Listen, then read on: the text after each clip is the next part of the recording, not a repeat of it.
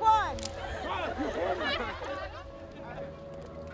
When kids learn about the history of individuals, you only get one view of who that person was. And I think the kids need to understand that we all have the good, the bad, and the ugly.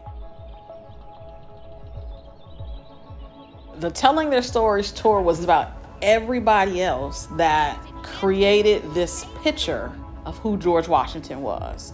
So everybody behind the scenes that allowed him to be who he was. To me, it was never about him. It was about everybody around him. The tour was focused on the enslaved people of Mount Vernon. It gave us an in-depth look into their lives, what they would do on a daily basis, and how they maintain the living quarters or the living grounds. The tour guide, the way that she told the story, it showed respect, and I appreciated that. One of the most unique experiences was the slave memorial ceremony.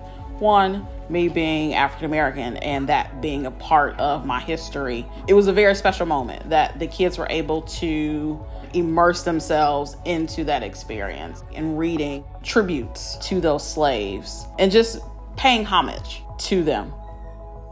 When we go to museums, when we go to places like this, you don't get that behind the scenes. You don't get that explanation behind this piece or that piece. Actually being able to get that behind the scenes, this is something that they can use in the future and remember in history class and explain to their children and their children's children. When people were enslaved, there was no count of what was happening. Some of the enslaved people could not write. So this allows their story to be told, and it gives us a very descriptive detail of what life was like for those folks that were enslaved.